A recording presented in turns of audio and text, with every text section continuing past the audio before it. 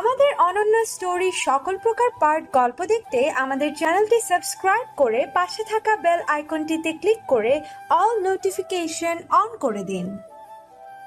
রূপন্তী কোনো কিছু মিথ্যা বলেনি। আমার বাবা অফিসে চাকরি করত, চাকরি না ঠিক আমার দাদুর ব্যবসা সামলাতেন।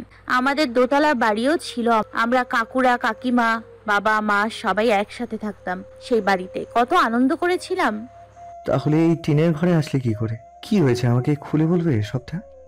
অনিলের এত আকুতি ভরা আবদার উপেক্ষা করতে পারল না সুপ্রভা। যেন কণ্ঠে কিছু মিশে আছে।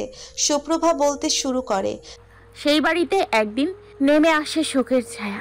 আমার দাদু মারা যান। দাদু মারা যেতেই কাকু সম্পত্তির ভাগ বাটোয়ারা করতে নেমে পড়েন। আব্বু আর কাকুর মধ্যে টুকটাক ঝামেলা দেখতাম এই সম্পত্তি নিয়ে। আমার আব্বুর কথা ছিল দাদু বেঁচে থাকতে কখনো চায়নি সম্পত্তি ভাগ হোক, তারা দুই ভাই সর্বদা একসাথে থাকবে। বাবার চাওয়াকেই সম্মান জানিয়ে আমার আব্বু তার ভাইয়ের প্রস্তাবে রাজি হয়নি। কাকু আরো ক্ষিপ্ত হয়ে ওঠেন, ছল করেন আবার বাবার সাথে অফিসে।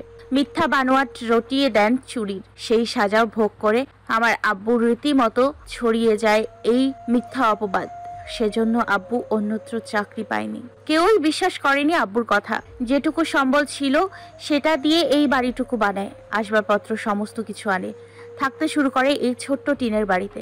দুমূল্যের বাজারে এর থেকে ভালো ঘর আর তৈরি করতে পারেনি তখন আব্বু। চাকরি বাকরি বাদ দিয়ে কতদিন আর এমনি বাসায় থাকা যায়? সেজন্য আব্বু রিক্সা চালানো শুরু করে আমার 8 বছর বয়স থেকে। আমার আম্মুর কিন্তু এসব সম্পত্তি নিয়ে বিন্দুমাত্র আগ্রহ ছিল না। আব্বুর সাথে বেশ সুখে আছেন, আমিও সুখে আছি তাদের সাথে। সেই বড় দালানের বাড়িতে না থাকতে পারি, বাবা মার সাথে এই ছোট্ট টিনের ঘরেই বেশ ভালো আছি, হ্যাপি ফ্যামিলি। পুরো দমে কথাগুলো বলা শেষ করলো সুপ্রভা। শেষের কথাটি বেশ আনন্দ নিয়েই বলেছে তারা হ্যাপি ফ্যামিলি। অনিল বেশ মনোযোগ সহকারে সুপ্রভার সব কথাগুলো শুনল। মানে তোমাদের সব থেকেও কিচ্ছু নেই, এরকম হলো? হ্যাঁ, এরকমই হয়েছে, কিন্তু তা নিয়ে আমাদের কোনো আফসোস নেই। আমরা তো ভালোই আছি, তাহলে অভিযোগ করে কি হবে বলুন? কিছু তো আর হবে না। মানুষের জীবনে ভালো থাকাটাই তো মূল প্রয়োজন। আমরা ভালো আছি, সুখে আছি, এটুকুই প্রাপ্তি জীবনে। অনিল কিছু বলতে চাচ্ছিল, ঠিক তখনই মুঠোফোন বেজে ওঠে। অনিল ফোন রিসিভ করতেই চেহারায় বদল ঘটে। সুপ্রভা দাঁড়িয়ে দাঁড়িয়ে সবটুকু খেয়াল করে যাচ্ছে, কেমন ভীত দেখাচ্ছে অনিলকে। সুপ্রভার মনেও বেশ ভয় ঢুকে গেল। শোনো সুপ্রভা, আমার বাবা মাথা ঘুরে অজ্ঞান হয়ে পড়ে গেছে। বাড়ি থেকে কল আসলো, এক্ষুনি যেতে হবে আমাকে। অনিল আর এক মুহূর্ত সময় নষ্ট না করে চলে গেল সুপ্রভাদের বাড়ি থেকে। সুপ্রভা অনিলের যাবার পানে তাকিয়ে রইল কিছুক্ষণ। মনটা তার আনন্দে ভরে গেছে, যেন অনিলকে দেখতে পেয়ে বেশ ফুরফুরে লাগছে। অনিল যেই চেয়ারটাতে বসেছিল সেই চেয়ারটাতে বসলো সুপ্রভা। মিটিমিটি হাতে লাগলো নিজের আপন মনে। কিরে সুপ্রভা মা, মেহমানকে খেতে দিচ্ছিস তো? আমি হাত মুখ ধুয়ে আসছিলাম, তক্ষুনি তোর চাচা ডাক দিয়ে দুটো কথা বললাম ওনার সঙ্গে। বাবার ডাক শুনেই সুপ্রভা বসা থেকে উঠে দাঁড়ালো। না বাবা, উনি তো চলে গেছেন। ওনার বাসা থেকে জরুরি কল এসেছিল, ওনার বাবার শরীর খারাপ, সেজন্য চলে গেছেন। ও তাই বল? ছেলেটা খুব ভালো, জানিস তো মা, এই যুগে এরকম ভালো ছেলে দেখে আমি অবাক হয়েছি বটে। সুপ্রভা আবারও মিটিমিটি হাসলো তার বাবার কথাই কিছু না বলে। একটু পর নিচের রুমে গেল। বইয়ের ভাঁজ থেকে সেই বেলি ফুলের মালাটা বের করলো, নাকের কাছে ধরে সুঘ্রাণ নিতে লাগলো। মালাটা শুকিয়ে গেলেও একটু একটু ঘ্রাণ এখনো আসছে। আলতো করে বারবার ছুঁয়ে দিচ্ছে মালাটাকে, কারো ভালোবাসা মিশ্রিত আছে যে এতে। আবার একটু পরেই সযত্নে বেলি ফুলের মালাটাকে বইয়ের ভাঁজে রেখে দিল, যেন কেউ দেখতে না পায়। হয়তো ফুলগুলো একেবারে শুকিয়ে যাবে, কিন্তু ভালোবাসা তো শুকাবে না, সে তো অনুভব করার জিনিস। আম্মা, আবু ঠিক আছে তো? কোনো সমস্যা হয়নি তো আর? সুনেরা বেগম ছেলের মাথায় আদরের হাত বুলিয়ে দিয়ে মুচকি হাসলেন। অনিলের মাথায় চুলগুলো এলোমেলো ভাবে টেনে দিয়ে বললেন, তোর বাবা ঠিক আছে খোকা, কিন্তু তুই যে এই হুটহাট কোথায় যে চলে যাস বুঝি না আমি। কোথায় থাকিস তুই এত বেলা? অনিল উত্তর দেবার আগেই শিকদার সাহেব নিজের রুম ছেড়ে ড্রয়িং রুমের দিকে হেঁটে আসলো। তোমার ছেলে তো পারে ওই মেয়েদের পিছু পিছু ঘুরতে, দেখো গিয়ে কোন মেয়ের পিছে পড়েছিল এতক্ষণ। বাবার কথা শুনে অনিল বেশ অসন্তুষ্ট হলো, সেটা প্রকাশ করলো না। তুমি সব সময় এরকম বলো বাবা, আমি কোনো মেয়ের পিছু ঘুরছিলাম না। হ্যাঁ, ওই রিক্সাওয়ালার মেয়ের পিছু পিছু কি আমি ঘুরি? ওই মেয়েকে তো আমি পরশুদিন সাবধান করে এসেছিলাম, তাও তোমার সঙ্গে কথা বলেছে আবার। বাবার কথা শুনে আচমকা চমকে উঠল অনিল। বুঝতে সময় নিল না সেদিন সুপ্রভা কেন অনিলের সঙ্গে কথা বলতে চায়নি। বাবা, তুমি সুপ্রভাকে কথা শুনিয়েছিলে? সেই জন্যই তো বলি, ও আমার সাথে কথা কেন বলতে চায় না। যাক, বুঝেছে যখন ভালোই হয়েছে। শোনো অনিল, তুমি আমার একমাত্র বড় ছেলে, আমার পরে তো তুমিই আছো। তুমি যদি এভাবে হেলাফেলা করে চলাফেরা করো, এত বড় পুলিশ অফিসারের ছেলে হয়ে রিক্সাওয়ালার মেয়ের পিছু পিছু ঘুরো, ব্যাপারটা নিশ্চয়ই শোভনীয় দেখায় না। বাবা, কাউকে পেশা দিয়ে দেখতে হয় না, মানুষকে বিচার করা হয় তার ব্যবহার দিয়ে। সেই ব্যবহার ওদের আছে। তুমি এত বড় পুলিশ অফিসার ঠিকই, কিন্তু তোমার ব্যবহার কেমন জানি। এর চেয়ে ঢের গুণ ভালো ব্যবহার সুপ্রভার বাবার। অনিল জানে সে এখানে থাকলে এখন কথায় কথা বাড়বে, সেজন্য জবাব দিয়ে সঙ্গে সঙ্গে চলে গেল নিচের রুমে। অনিলের রুমটা বেশ বড়, সামনে বারান্দাও আছে। সেই বারান্দায় দাঁড়ালে সামনের ফুলের বাগান দেখা যায়। অনিল সেখানে কিছুক্ষণ দাঁড়ালো। স্নিগ্ধ বাতাস এসে অনিলের শরীর শীতল করে দিল। এতক্ষণ সুপ্রভাদের বাড়িতে ছিল, সুপ্রভার সামনে ছিল। অদ্ভুত ভালো লাগা কাজ করছিল। এখন আবারও মনে পড়ল সেই কথা। পকেট থেকে মুঠো ফোনটি বের করে কল লাগালো জুনায়েদকে।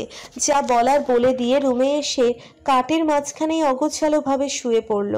একটা ঘুম দরকার, শান্তির ঘুম। কিন্তু সে ঘুম কি আদৌ আসবে? মনে রয়েছে ছটফটানি। স্কুল ড্রেস পরে মাথায় দুই বেনি করে হাতে একটা নিয়ে দাঁড়িয়ে আছে রূপন্তী, পাশেই জুনায়েদ। রূপন্তী অনেকক্ষণ হলো দাঁড়িয়ে আছে, কিন্তু জুনায়েদ কিছু বলছে না। এবার রূপন্তী ধৈর্যের বাঁধ ভেঙে গেল। এই ব্যাপার কি আপনার? আমাকে এভাবে দাঁড় করিয়ে রেখেছেন কেন? কিছু যদি বলতে হয় বলুন, না হলে আমি চললাম। তুমি যেও না, আমার তোমাকে দরকার আছে একটুখানি। রূপন্তীর সন্দিহান দৃষ্টিতে জুনায়েদের দিকে তাকালো। হাতে থাকা কলমটি কামড়াতে কামড়াতে জুনায়েদকে পর্যবেক্ষণ করতে লাগলো। এবার কি বলবেন নাকি হাঁটা ধরবো? জুনায়েদ আমতা আমতা করে বলল, হ্যাঁ, বলছি।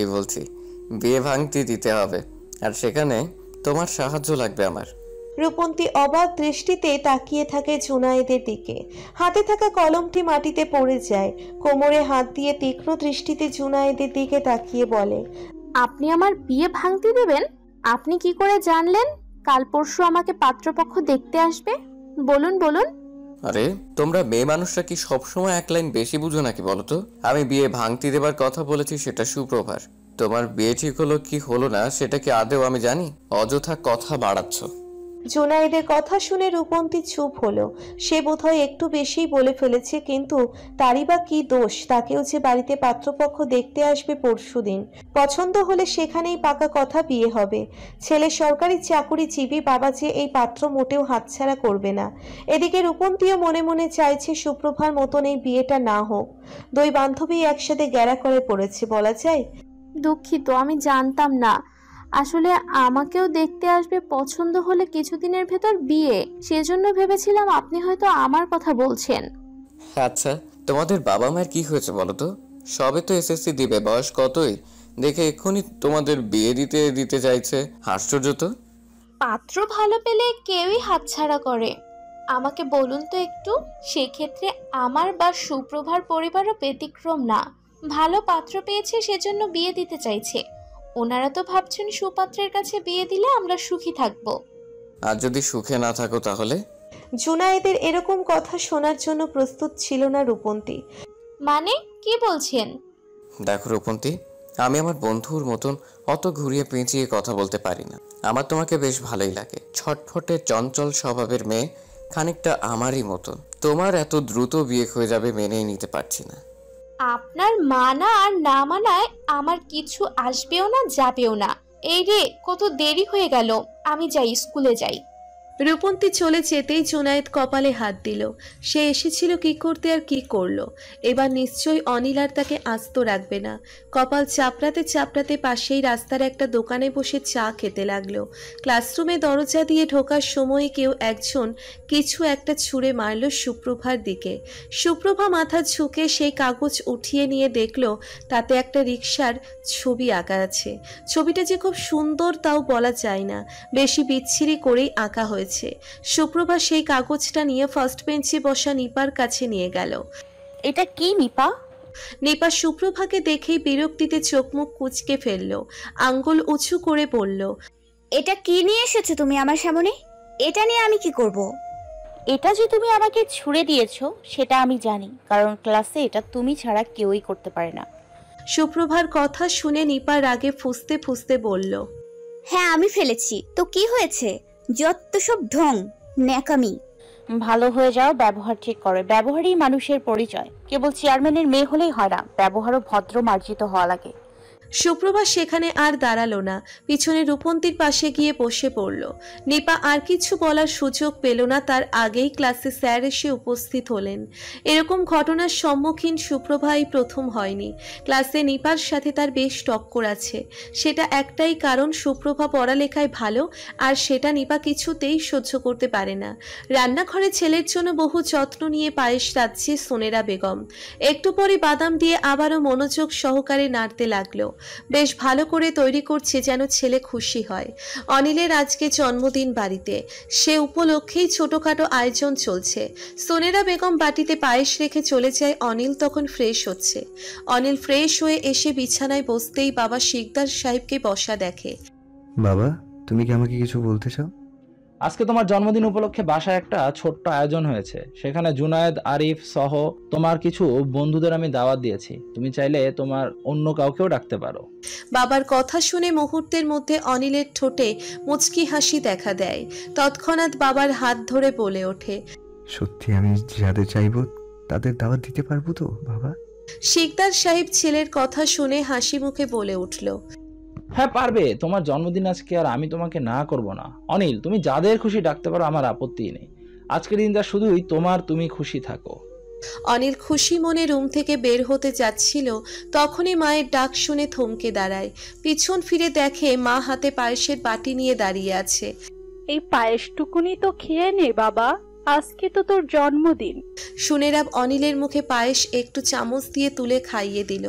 অনিল একটুখানি খেয়ে বেরিয়ে যায় রুম থেকে। প্রেম করবি তুই, আর রোজ রোজ তোর সাথে আমার এভাবে দাঁড়িয়ে থেকে কি লাভ হয় অনিল? একটু বুঝা আমারে ভাই। জুনায়েদের বিরক্তিকর কথা শুনে অনিল মুচকি হেসে বলল, সুপ্রভার সাথে যে রূপন্তীও থাকে, রূপন্তীকে যে আপনার ভালো লেগেছে সেই খবর তো আমি জানবো। যতই হোক আপনি আমার কলিজার বন্ধু বলে কথা। কথাটা বলেই অনিল হাসতে হাসতে জুনায়েদের পিঠে হাত দিয়ে গুঁতো দিতেই জুনায়েদ ভরকে ওঠে। প্রেম রোগ তোর শুরু হয়েছে, আমার না। চুপ কর বলছি। তুই তর্ক করছিস আমার সাথে? তাহলে রূপন্তীর বাড়ির পাশে দাঁড়িয়ে থাকি কে ভাই? আচ্ছা যা, মেনে নিলাম তোর কথা। তাহলে যা, তুই এখানে এখনো দাঁড়িয়ে আছিস? বাড়িতে চলে যা, স্কুল ছুটি হবে, আমি তো দাঁড়িয়ে আছি সুপ্রভার জন্য। তুই দাঁড়িয়ে থাকবি কেন এই গরমের মধ্যে? চলে যা এক্ষুনি। আরে ভাই, রেগে যাচ্ছিস কেন? আচ্ছা আচ্ছা, এত রাখতে হয় না। তুই আমার বেস্ট ফ্রেন্ড, তুই আমার মনের কথা জানবি না তো কে জানবে বল? তাহলে বলছিস আমার ধারণাই ঠিক? নাও বলতে পারছি না। আবার সত্যি বলতে ওই মেয়েটাকে আমার ভালোই লাগে। এতদিন হয়ে গেল কোনো প্রেম করিনি বলতে পারিস। এসবের ধার ধারিনি, কিন্তু তোর সঙ্গে মাঝে মধ্যে দাঁড়িয়ে থাকতে থাকতে ওই রূপন্তীকে মনে লাগে। যদিও ভালো লাগে, কিন্তু ভালোবাসা তো অনেক বড় শব্দ। ভালোবাসি কিনা সেটা জানি না ভাই। ভালোবাসা 4 অক্ষরের একটা শব্দ। ভালোবাসা বুঝে নিতে হয়, অনুভব করতে হয়। তুই রূপন্তীকে ভালোবাসিস কিনা এটা আমি হাজার বুঝলেও তুই বুঝবি না, যদি না তোর মনে ওর জন্য ভালোবাসা না থাকে। সময় যাক, আস্তে আস্তে বুঝে ফেলবি। অনিলের কথা জুনায়েদ আর কিছু বলল না। পাশেই সুপ্রভা রাস্তা ধরে হেঁটে আসছিল। অনিল আর জুনায়েদ সুপ্রভার সামনে গিয়ে দাঁড়ায়। রাস্তায় হুট করে অনিলকে দেখে সুপ্রভার হাঁটা বন্ধ হয়ে যায়। মাথা তুলে অনিলের দিকে তাকিয়ে বলে, কিছু বলবেন? এভাবে রাস্তার সামনে এসে দাঁড়িয়েছেন, লোকে মন্দ বলবে। কিছু বললে বলুন, নইলে চলে যান। আজ আমার জন্মদিন সুপ্রভা। সুপ্রভা মাথা নিচু করে কথা বলছিল, অনিলের চোখের দিকে না তাকিয়ে। আজকে অনিলের বার্থডে শুনে চোখ তুলে তাকালো অনিলের দিকে। নীল রঙের শার্টে বেশ ভালোই লাগছে অনিলকে। শুভ জন্মদিন। আপনার জীবনের সব ইচ্ছে পূরণ হোক। ভালো থাকুন আপনি পরিবারের সকলকে নিয়ে। শুধু উইশ করলেই হবে সুপ্রভা? অনিলের কথা শুনে সুপ্রভা আর কিছু বলল না। অনিল এত বড় বাড়ির ছেলে, তার জন্মদিনে সুপ্রভা কি দিবে? তার কাছে দেবার মতো কিছুই নাই। বরং অনিলকে সে যাই উপহার দিবে সেটা যে খুব বেশি মূল্যবানও হবে না। রূপন্তী পুরো বিষয়টা আঁচ করতে পেরে বলল, আমার বান্ধবী ছোট মানুষ, সে আর কি উপহার দিবে আপনাকে? আর আমরা তো জানতামও না আজকে আপনার বার্থডে অনিল ভাইয়া। আমি কিছু উপহার দেবার কথা বলিনি রূপন্তী। আমি উপহারও চাইনি। আমার জন্মদিন উপলক্ষে আমাদের বাসায় জন্মদিনের দাওয়াত দিতে এসেছি তোমাদের দুজনকে। আশা করি আজকে অন্তত কথাটা রাখবে। কোনো দামি উপহার চাইনি, শুধু এটুকু চেয়েছি, এটুকু দিবে তো আমাকে? রূপন্তী উত্তর দেবার আগে সুপ্রভা বলে ওঠে, আপনারা হচ্ছেন অর্থবিত্তের সব দিক দিয়েই বড়লোক। আপনাদের সাথে আমাদের কোনো মতেই যায় না, বরং সেখানে আমি গেলে কথা উঠতে পারে। আমি জানি আমার কি করা উচিত আর কি করা উচিত নয়। দুঃখিত, আপনার কথাটা আমি রাখতে পারলাম না। জন্মদিন ভালো কাটুক আপনার, ভালো থাকবেন। সুপ্রভা রূপন্তীর হাত ধরে টেনে নিয়ে সেই জায়গা থেকে দ্রুত গতিতে চলে যায়। অনিল তাকিয়ে থাকে সুপ্রভার মনে। জুনায়েদ এসে অনিলের পিঠে হাত রেখে বলে, জন্মদিনের দিন মন খারাপ করিস না বন্ধু, বরফ গলতে হয়তো একটু বেশি সময় নেবে। অনিল চুপ করে রইল, কোনো কথা না বলে। অনিল জানে সুপ্রভা তাকে না করবে, তাও এক বুক আশা নিয়ে এসেছিল। বাড়িতে ফিরতেই সুপ্রভা দেখে রত্না খাতুন মানে সোহেলের বড় বোন আর মিরাজ দুজনে বসে আছে চেয়ারে। সুপ্রভার মা সুপ্রভাকে বলে ওঠে, স্কুল ড্রেস ছেড়ে রেডি হয়ে আয়। সুপ্রভা সোহেলের বড় বোন এসেছে আজকে পাকা কথা বলতে। সুপ্রভা মায়ের কথা শুনে অবাক দৃষ্টিতে তাকিয়ে রইল। ঘর ভর্তি লোকের সামনে মাকে সরাসরি কিছু বলতেও পারছে না। আশেপাশে কোথাও তার বাবাকে দেখতে পেল না, মানে আফজাল হোসেন এখনো কাজ সেরে আসেনি। সুপ্রভার কেমন নিজেকে অসহায় মনে হলো। বাবা থাকলে হয়তো বাবার কাছে গিয়ে নিজের মতামত জানাতো। বাবা যতটা বুঝে সুপ্রভাকে গুরুত্ব দেয়, সুপ্রভার মনে হয় তার নিজের মাও এতখানি কথা শুনবে না। বাবার কাছেই বেশিরভাগ সময় সুপ্রভার যত আবদার, যত অনুরোধ। এখন হট্টগোল করে কোনো লাভ নাই, শুধু শুধু নিজের মা অপমানিত হবে। সেজন্য সুপ্রভা চুপচাপ নিজের রুমে চলে গেল। রুমে গিয়ে একটা সাদামাটা থ্রি পিস পরে মাথায় ঘোমটা দিয়ে চুলগুলো উঁচু করে বেঁধে নিল। কোনো সাজগোজ নেই, ঠিক যেরকম ছিল সেই রকমই আছে। সুপ্রভা যেতেই সুপ্রভার মা তাকে হাসি মুখে চেয়ারে বসালো। সুপ্রভা মাথা নিচু করে বসে আছে। ইচ্ছে করছে অনেক কিছুই বলতে, কিন্তু ভদ্রতার খাতিরে কিছু বলতে চেয়েও পারছে না। আমার ভাই কিন্তু লাখে একটা, বুঝলেন তো? মিরাজের মতো এমন ছেলে খুঁজে পাওয়া দায়। নেহাত আমার ভাই আপনাদের মেয়েকে পছন্দ করেছে বলে কথা, ভাইয়ের আবদার তো ফেলতে পারি না, বলুন। মিরাজের বড় বোন আয়েশার কথার ধাঁচ কিছুতেই ভালো লাগলো না সুপ্রভার। কিরকম যেন হেয়ালি মার্কা কথা, যেন ওনার এই কথার পিছিয়ে লুকিয়ে আছে সুপ্রভাকে সে মোটেও পছন্দ করে না। বুঝেছি, আমাদেরও তোমার ভাইকে খুব পছন্দ হয়েছে। এই তো পাশের এলাকার ছেলেই তো মিরাজ, চেনা পরিচিতই আছে, ছেলেও ভালো, কোনো বদনাম নেই। এরকম একটা ছেলের কাছেই তো মেয়ে বিয়ে দিয়ে শান্তি পাওয়া যায়, বলো? হ্যাঁ, সেই তো বললাম আমার ছেলে লাখে একটা, কিন্তু কথা হলো মেয়ের বাবা কই? সুপ্রভার বাবা এখনো কাজ থেকে ফেরেনি। এখন তো সবে বিকেল, এত তাড়াতাড়ি ফিরবেন না উনি, রাতে আসবেন বাড়িতে। তা শুনেছি, মেয়ের বাবা তো রিক্সা চালায়, তাই না? কথাটা মিরাজের বড় বোন কিরকম তাচ্ছিল্যের সুরেই বলল। সুপ্রভা এখনো কিছু বলছে না, সে চুপ করেই আছে। হ্যাঁ, উনি রিক্সা চালায়। মেয়েকে যেহেতু তোমার ভাই আগেই পছন্দ করেছে, মিরাজও সুপ্রভার বাবার সঙ্গে কথা বলেছে, সেক্ষেত্রে তো তোমরা সবটাই জানো, তাই নয় কি? সে জানি অবশ্য, একমাত্র ভাই বলে কথা, তাই আবদার ফেরার নয়। আচ্ছা, এতক্ষণ তো আপনার সাথে কথা বলছি, কই এবার মেয়ের সাথে একটুখানি কথা বলি। কি মেয়ে, ঘর কন্যার কাজ কিরকম পারো তুমি? জি, আমি সবই পারি, মোটামুটি বলা যায়। সবচেয়ে বেশি ভালো পারি পড়াশোনা করতে, লেখাপড়া করতে আমার বেশ লাগে। সুপ্রভার কথা শুনে আয়েশা মুখটা ব্যঙ্গ করে বলল, মেয়ে মানুষের অত পড়াশোনার দরকার নেই। মেয়ে কি হবে আর এত পড়ে? বিয়ে হবে, বাচ্চা সামলাবে, এই তো জীবন। না, এটা জীবন না। আমি পড়ালেখা করে ঘুরে দাঁড়াবো, বাবা মাকে দেখবো, ঠিক যেমন এখন ওনারা আমাকে কষ্ট করে বড় করে তুলছেন সেরকম। সুপ্রভার মা সুপ্রভাকে হাত দিয়ে ইশারা করে থামতে বলতেই সুপ্রভা আর কিছু বলল না, থেমে গেল। তা মেয়ের দেখছি মুখে বলি বেশ আছে, কথা বলতে পারো তো দেখছি ফটফট করে। কথার মাঝপথে বোনকে থামিয়ে দিল মিরাজ। হয়তো বুঝলো এক কথায় কথা বাড়তে বাড়তে পরিস্থিতি অন্যদিকে মোড় নিতে পারে। আহা, তুমি চুপ করো তো, যা বলতে এসেছো শর্টকাটে সেটা বলো। আচ্ছা বেশ, তুই যখন চুপ করতে বলছিস কি বলবো আর। মেয়েকে তো দেখলামই, আছে মোটামুটি সামলা, চেহারাও সুন্দরী, পড়ালেখাও আছে, বাড়িঘর সম্পর্কে তো সবই বললি, এবার তাহলে দিন তারিখ পাকা করা যাক। আর কয়েক সপ্তাহ পর একটা ভালো দিন আছে, তখনই বিয়ের ব্যবস্থা করা যাক। সুপ্রভার মায়ের মুখে আনন্দের হাসি ফুটে উঠল মেয়ের বিয়ের খবর পাকা হলো শুনে। সুপ্রভার মুখে নেই হাসি, বিলীন হয়ে গেছে যেন। মনে উদয় হলো অনিলের ভাবনা। সুপ্রভা যতই অনিলকে দূরে সরিয়ে দিক, মনকে তো আর ঠেলে দূরে সরানো যায় না। সে যে অপ্রতিরোধ্য। মানুষের সবকিছুর উপর কন্ট্রোল থাকলেও মনের উপর কন্ট্রোল খুব মানুষ করতে পারে না। সুপ্রভাও সে দলের একজন। তার মন না চাইতেও কেবল অনিলের কথা ভাবে। এই ভাবনার ভবিষ্যৎ যে অন্ধকার, কোনো উজ্জ্বলতা নেই, সেটা সুপ্রভা নিজেও জানে। তবুও অবচেতন মন কার কথাই বা শোনে।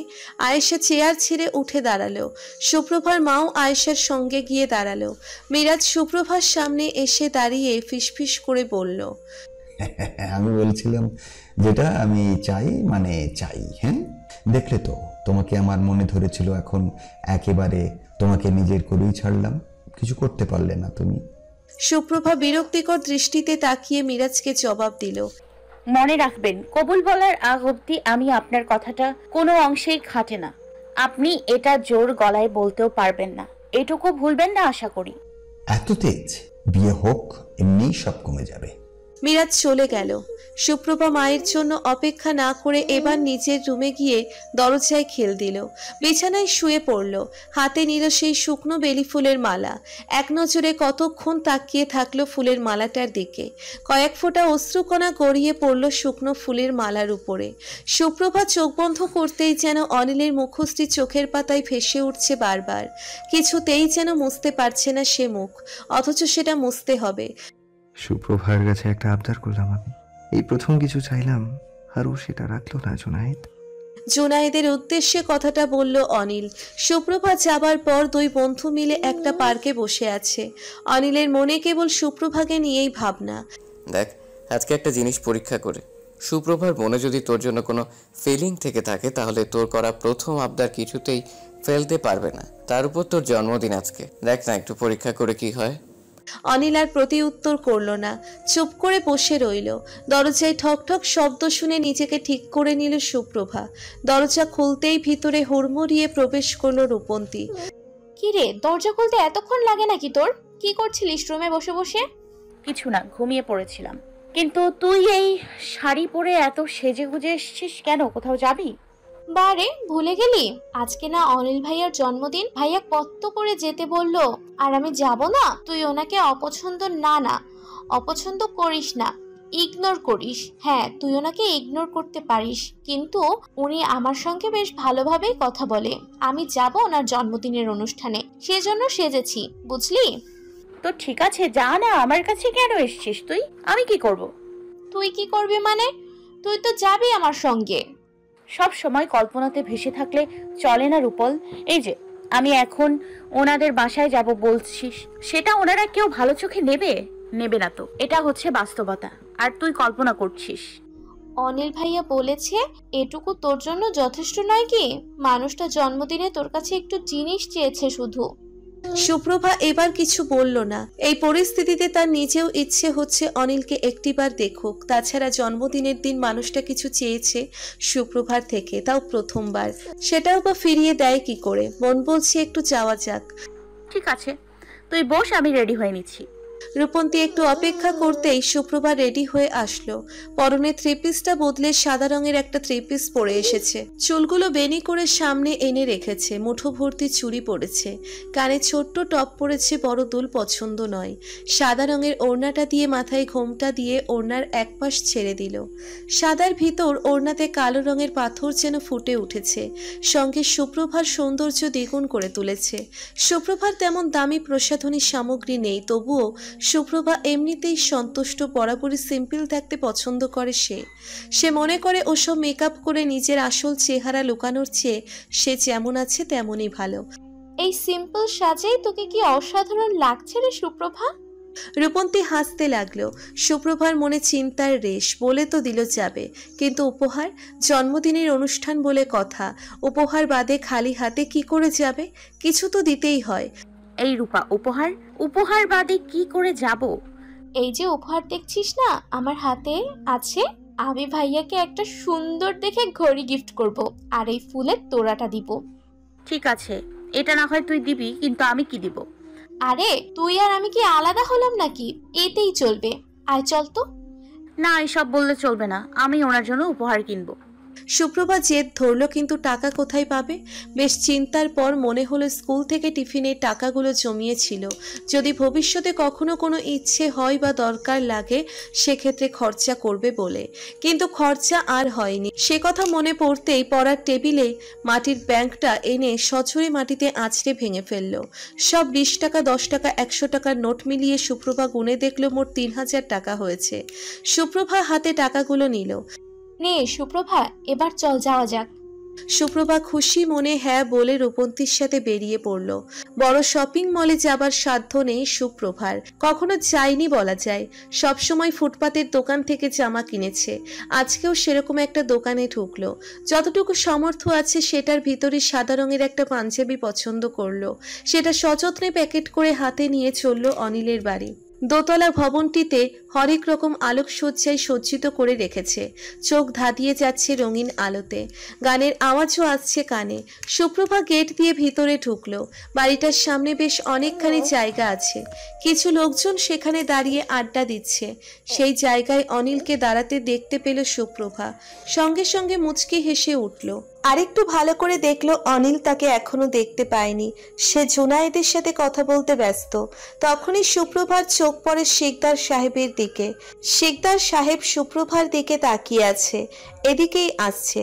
সুপ্রভার মনে বেশ ভয় ঢুকে গেল, তবে কি মনের কথা শুনে বাস্তবতা ভুলে গিয়ে চরম ভুল করলো সে? মন বলছিল যেতে, কিন্তু সুপ্রভার বিবেক বাস্তবতা বলছিল সেখানে গেলে সময়টা বেশি সুখকর হবে না শিকদার সাহেবের জন্য। অনিলের বাবা ঠিক সুপ্রভাকে তার অবস্থান চোখের সামনে আঙ্গুল দিয়ে কড়া করেই বুঝিয়ে দিবে, হয়তো সকলের সামনে অপমানও করতে পারে। এটা কি করে ভুলে গেল সুপ্রভা? মনের কথা প্রাধান্য দিয়ে বেশ বড়সড় বিপদে পড়ে গেল সুপ্রভা। একই এ মেয়ে, তুমি আমার ছেলের জন্মদিন অনুষ্ঠানে দেখছি নিজে থেকেই চলে এসেছো, লজ্জা নেই? সুপ্রভা নিরুত্তর রইল। সে জানতো এরকম একটা হবেই। অনিলের দিকে চেয়ে আছে কেবল। এবার অনিলেরও চোখ পড়ল সুপ্রভার দিকে। পাশে বাবাকেও দেখতে পেয়ে নিমেষেই বুঝে গেল ঠিক কি হচ্ছে সেখানে। পরিস্থিতি সামাল দিতে তাড়াহুড়ো করে হেঁটে আসলো অনিল। সুপ্রভা চুপ করে আছে দেখে রূপন্তী উত্তর দিল, আঙ্কেল কিছু মনে করবেন না, আমরা বেহায়া না। অনিল ভাইয়া আমাদের খুব ভালো করেই চিনে, উনিই আসতে বলেছেন, আমরা নিজে থেকে আসিনি। আজকে ভাইয়ার জন্মদিন এত করে বলেছিল আসতে, সেজন্য এসেছিলাম, অপমানিত হতে আসিনি আঙ্কেল। বাবা, তুমি তো বলেছিলে আমি যাকে খুশি তাকে দাওয়াত দিতে পারবো, তাতে তোমার কোনো আপত্তি নেই, কিংবা তুমি কিছু বলবে না। তাহলে কোথায় গেল তোমার আমাকে দেয়া সেই কথা? ছেলের কথা শুনে থতমত খেল শিকদার সাহেব। তার ছেলে যে তার নিজের কথাতেই পেছিয়ে দিল, এটা তিনি বুঝে উঠতে পারেননি। তুমি তো বলনি এই মেয়েটাকে আনতে চাও। তুমি তো এটাও বলনি যে সুপ্রভাকে আসতে দেয়া যাবে না। বাবা ছেলের কথা মাঝখানে সুপ্রভা কথা বলল এবার। আজকে আপনার জন্মদিন, আপনি অনুরোধ করেছিলেন আসতে, এসেছি সেজন্য। শুরুতে আসতে চাইনি কারণ আমি জানতাম এরকমটাই হবে, তাও আসলাম আপনার জন্মদিন সেজন্য এসেছি, অনুরোধ রক্ষা করেছি। এবার আমাদের যাবার পালা, আর কিছু বলবেন না। আপনার জন্মদিন ভালো কাটুক আঙ্কেল, আপনাকে আর রাগ করতে হবে না, আমরা চলে যাচ্ছি। সুপ্রভা রূপন্তীর হাত ধরে চলে যাচ্ছিল, ঠিক সেই সময় অনিলের ডাক শুনে হাঁটা বন্ধ করে থেমে যায়। বাবা, তুমি অযথা আজকের দিনে অন্তত অশান্তি করো না।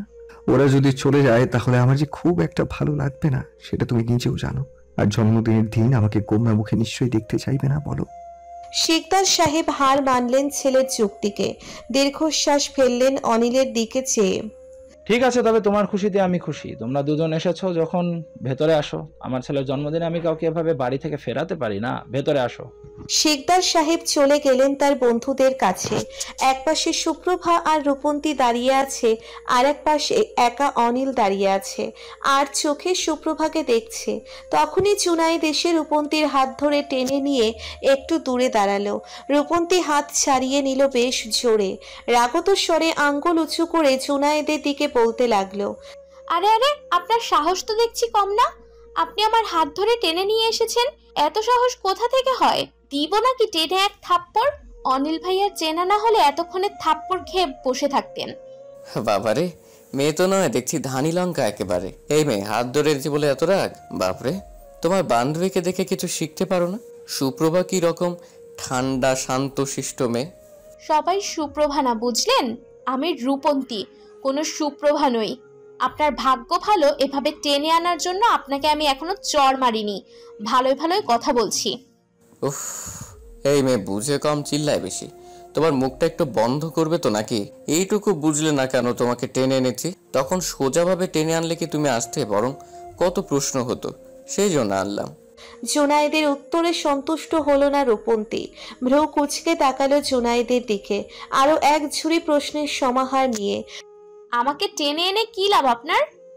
বোকামি, খালি মুখই চলে দেখছি, মাথায় কিছু নেই নাকি? তুমি খাম্বার মতন দাঁড়িয়েছিলে সুপ্রভার আর অনিলের মাঝখানে। ওরা তো নিজেদের মতন করে কোনো কথা বলতে পারছিল না।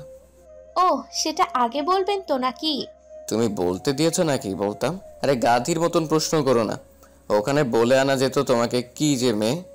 রূপন্তী কিছু বলল না, চুপ করে রইল। জুনায়েদের সঙ্গে ওই পাশে হাঁটা ধরল একটু। ওদিকে অনিল সুপ্রভাকে প্রশ্ন করলো,